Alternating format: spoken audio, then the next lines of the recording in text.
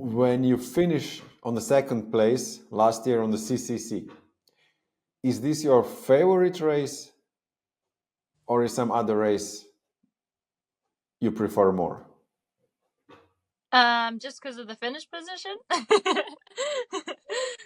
Yeah, was guessing, but it's really special because my teammate Ingvild won that day, and there was actually only 2 girls in CCC from Adidas Terek, so it was really, really special to do that. I had passed 3rd place at the bottom of the final climb up to Flagere, and so that was really cool. And then to be running down the last 10K, ready to tell our manager Rob that we could do it. Like we didn't have to be afraid of only having 2 girls in the race. We could they could rely on us. Like we did it. Got 1-2. It was really, really amazing. So it definitely goes down as one of my favorites. when you were so good, you're also so good on the 100 miles, but which one do you like more, 100K or 100 miles? Which one you enjoy more? If you could only choose now 100K or 100 miles for the rest of your life, which one would you choose? That's so hard. Might take me 10 minutes to respond to you because I can't think. For the rest of my life, I'm like thinking about all the options. I'm like, well, I could run a lot more 100Ks because it doesn't take as long to recover from 100K as it does a 100-miler. But for 100 miles, like you could still probably perform higher for longer because you don't have to keep your speed as high as you do for 100K. So like when you're 80, you could still be pretty high in 100 miles. And there will be no Western States and no hard rock. If you only did 100Ks, exactly, all good points. Yeah, I don't. I think I'd have to say 100-milers. 100 milers. Very Yeah. good. Which race from all of those that you raced was the hardest for you, and why was the hardest? Where did you suffer the most? Yeah, actually, my first 100-miler wasn't either of those races. I'm Tough, Idaho Mountain Ultra Trail Festival. 100 miles out in Idaho, and ended up being 107, I think, that year. Like they didn't realize the course was going to be that much longer, and I didn't know that. And it was my first time ever passing, I think, the 64 or 62K mark. So I'd never run more than 100K before. So many new things, running through the night. Dealing with super hot day and then really, really cold night.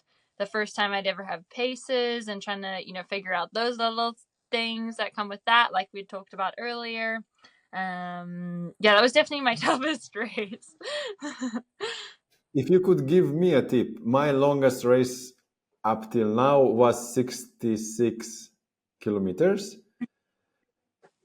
What would be your tip for my first 100 miles? Oh, for your first 100 miles. Know that. Or should I go first 100K and then 100 miles? Yeah. But you said that you were also like 60 something and then you went to the 100 miles. Yeah. So 100K to 100 miles. In both, like you're gonna have a lot of lows probably. But always remember you can come out of your low. Like you have time to feel better in 100K or 100 miles, whereas in a 50K sometimes you don't. Or you do have to. You could still feel terrible at the end if you started feeling terrible early, because it's not much. It's harder to fix things, like harder to give your stomach enough time to settle, those sort of things. And then for your first 100K or first 100-miler, always remember it's your first one. So you can only have one first one, so you better enjoy it. That's a good one. That's a good one. That's a great tip. I never got such a good tip. Oh, good. Nice. Yep. That's very nice. Do you know for yourself how much altitude do you run per year? I don't. I know. I'd have No. to look. I know. I'm sure I have track of it somewhere, like training page. But you use watch. Yep. Okay. Which watch do you use? A Garmin Phoenix. Garmin. Yep. Very good. Me too. So Nice, perfect. so I don't need to change the watch. That's very good. Yeah, Do you have exactly. any do you have any cheat meals? Or like is it your nutrition, your meals also during like everyday meals? Are they like healthy, balanced, or you just eat whatever you feel like it? Definitely a mix of both. Yeah, definitely try to eat healthy just because I love fresh food. I love fruit, salads, and you know, good steak, potatoes, and everything. So I think naturally I just try and make it wholesome and full and healthy. But I don't have cheat anything because I feel that all fuel is good fuel. And also I'm gonna feel better if I'm eating better.